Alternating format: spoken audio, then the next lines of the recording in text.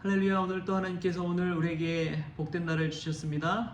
오늘 새벽에도 하나님께서 귀한 은혜 주실 줄 믿습니다. 함께 볼 말씀은 잠언 5장 21절에서 23절까지 말씀 우리 같이 보겠습니다. 대저 사람의 길은 여호와의 눈앞에 있나니 그가 그 사람의 모든 길을 평탄하게 하시느니라. 악인은 자기 악에 걸리며 그 죄의 줄에 매이나니 그는 훈계를 받지 아니함으로 말미암아 죽겠고 심히 미련함으로 말미암아 혼미하게 되느니라. 아멘. 할렐루야. 말씀 가운데 귀한 은혜가 저와 여러분에게 있기를 소망합니다. 사람은 누구나 자기의 길을 가고 있습니다. 그 길이 뭐 좋은 길이든 나쁜 길이든 또 귀한 시온의 대로이든 아니면 진흙탕 길이든 우리는 그 길을 오늘 또 걸어가고 있습니다. 그러나 사람의 모든 길은 평탄한 것은 아닙니다. 때로는 굽이치고 때로는 험난하고 때로는 자신이 선택한 그 길이 파멸의 길이 될 때도 있습니다. 누구나 그 길이 평탄한 것은 아니죠. 저도 인생을 돌아보면 대학교를 다닐 때에 교환학생도 독일로 다녀오고 해서 엄청난 혜택도 누리고 또 많은 기쁨도 있었지만 저는 대학을 5학년을 다녔습니다. 제때 졸업을 못한 것이죠. 학점 이수 부족으로 인해서 그러한 일을 겪기도 했습니다. 또 목사고시도 원패스했지만 그런데 목사 안수를 받을 때도 갑작스러운 상황으로 인해서 1년 넘게 지체되어서 나중에야 목사 안수를 받을 수가 있었습니다. 자신의 생각과 계획대로 되지 않는 것이 인생이지요. 마치 갑작스러운 사고처럼 우리 인생이 내 마음대로 내 뜻대로 풀려진 것은 아닙니다. 남들 다 간다고 해서 쉬운 길처럼 여기더라도 막상 내가 그 길을 걸을 때는 어려움이 닥쳐올 때가 있는 것이지요. 그랬기 때문에 솔로몬도 이러한 고백을 했습니다. 21절에 대저 사람의 길은 여호와의 눈앞에 있나니 그가 그 사람의 모든 길을 평탄하게 하시느니라. 아멘. 솔로몬도 왕위를 이을 때 그냥 다윗의 뒤를 이어서 바로 왕위를 이은 것이 아니었습니다. 아도니아라는 그러한 형제가 자신이 왕이 될 것처럼 군사령관 요압을 포함해서 많은 이들을 포섭을 했어요. 그래서 잔치를 벌이고 이제 자신이 곧 왕이 될 것처럼 의식됐습니다.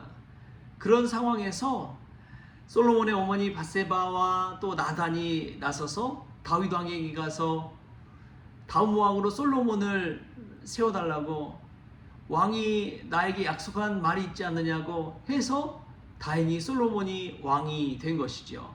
여러분, 솔로몬도 그냥 순탄케 왕이 된 것이 아닙니다. 아도니아라는 그러한 사람이 있었고 그 전에는 뭐 압살롬의 반역도 있었죠. 그러한 많은 우여곡절을 지나고 험난한 길을 지나고 나서 그 이후에야 솔로몬이 왕이 될 수가 있었습니다. 그냥 되는 것은 없습니다. 여러 가지 어려움을 겪는 것이지요. 하나님의 사람이 되고 또 하나님의 백성이 되는 것도 저는 마찬가지라고 믿습니다. 출애굽 당시에 이집트를 나올 때에 종살이하던 그러한 이스라엘 백성들에게 바로 그냥 약속의 땅으로 간 것이 아니었습니다. 사실 이집트에서 또 약속의 땅 이스라엘까지는 가장 빠른 길로 하면은 뭐 한 달도 안 걸릴 정도로 가까운 길이 있었습니다. 지중해 연안을 끼고 바로 가면 됐지요. 그럼 한 달도 남지도 안 돼서 바로 약속의 땅에 들어가서 약속의 백성이 되는 것입니다. 자유인의 삶을 살 수 있는 것이죠. 그러나 하나님은 그 길로 인도하지 아니하시고 광야로 내몰아 가십니다. 광야에서 40년을 그렇게 보내며 숱한 고난과 어려움과 역경을 통과하게 한 것이지요. 그리고 나서야 약속의 땅에 들어가게 하십니다. 왜 하나님은 평탄한 길, 쉬운 길, 빠른 길로 인도하지 않으셨을까요? 왜 하나님은 바로 갈 수 있는 길을 놔두고 그렇게 우회로로, 광야로, 사막으로 이스라엘 백성들을 인도해 가셨을까요? 여러분 한번 생각해 보신 일은 없습니까? 바로바로 그냥 승진하고 바로바로 성공하고 그러면 얼마나 좋을까요? 교회 와서 목회하고 하나님 말씀 전하고 할 때에 뭐 갑작스러운 부흥, 막 그냥 부흥하고 그럼 얼마나 좋겠습니까? 여러분, 그런데 하나님은 그런 일을 허락하시지 않으시더라고요. 오히려 광야를 통해서 훈련시키시고 또 그러한 그릇을 만들어 가시는 것을 볼 수가 있습니다. 예수님의 제자들도 마찬가지입니다. 처음에 그들의 직업은 어부였습니다. 어부들이 대다수였죠.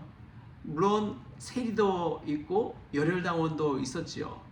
근데 그런 사람들을 그냥 데려다가 바로 사도로 쓰신 것이 아닙니다.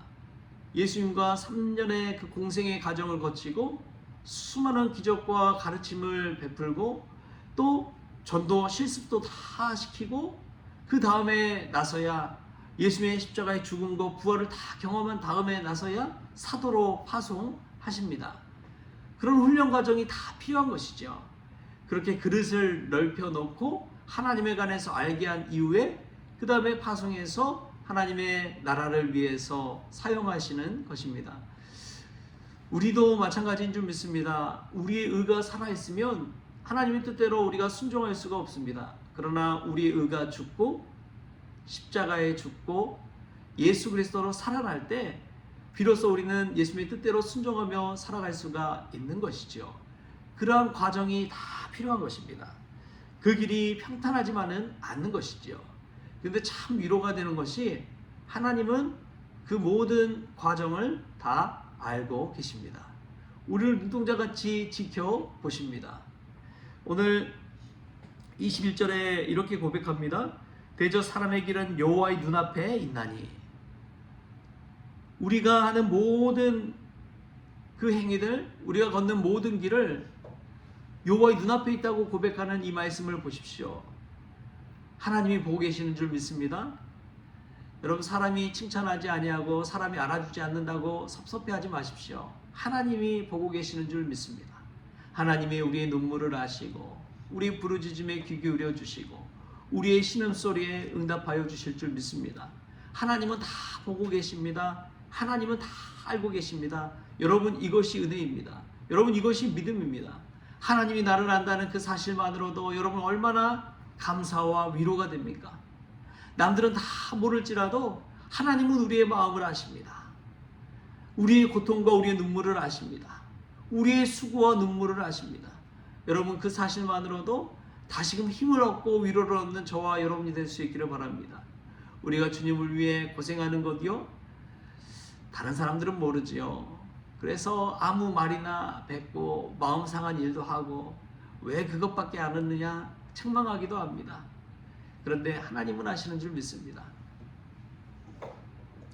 예전에 한 목사님이 교회를 섬기셨는데 단독 목회를 하셨어요. 단독 목회라는 것은 담임 목사긴 하지만 밑에 이제 부교육자도 없고 혼자서 그냥 모든 것을 해야 하는 그러한 사역 구조에 있는 그러한 목사님을 말합니다. 단독 목회를 하는데 그분이 뭐 성도들도 별로 안 되고 하니까 교회 모든 일들을 다 도맡아 하는 거예요.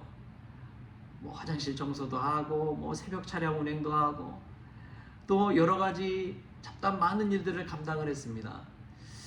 그런데 그런 사실을 다른 뭐 동료 뭐 목사님들이나 이런 분들에게 알리지 않고 그 일을 스스로가 감당하신 거예요. 그리고 그 목사님이 다른 곳으로 갔을 때, 다른 교회를 섬기러 갔을 때 그제서야 다른 목사님들이 그 사실을 알고 너무나 놀랐습니다. 여러분, 그 일을 볼 때에 어떤 마음이 듭니까? 왜 그 목사님은 다른 어떠한 고생과 수고 그거에 대해서 한마디도 하지 아니하고 묵묵히 감당했을까요? 저는 하나님만 보고 사역하는 믿음이 있었기 때문이라고 믿습니다. 하나님이 다 알아주시는데 무슨 소용이 있느냐? 사람이 알면 말만 나오지. 그런데 하나님이 아시면 감사와 기쁨으로 묵묵히 그 일도 그 사명도 감당할 수가 있는 것이죠. 여러분, 우리도 마찬가지인 줄 믿습니다. 우리의 모든 길이 하나님의 눈앞에 있습니다. 오늘도 하나님은 우리의 모든 것들을 일거수일투족 다 보십니다. 우리의 머리카락도 하나하나 다 세심받은 것을 우리 하나님은 다 아십니다. 그런 믿음으로 오늘도 살 때에 우리의 인생 가운데 외로움과 섭섭함이 사라지고 오직 하나님이 나와 함께 하시고 하나님이 나를 알아주신다는 것에 만족하며 기쁨으로 사역하게 될 줄 믿습니다. 믿음 생활은 다른 것이 아닙니다. 하나님과 동행하는 것이 믿음 생활입니다. 내가 예배 생활, 종교 생활 잘하는 것 물론 중요하죠. 그런데 더 중요한 것은 일상 가운데 하나님과 동행하는 것인 줄 믿습니다. 오늘도 보이지 않지만 우리와 늘 함께 하시는 임마누엘로 동행하시는 주님이 있다는 것을 기억하십시오. 그리고 우리 두 눈을 감을 때마다 우리 주님께서 내가 너와 함께 한다.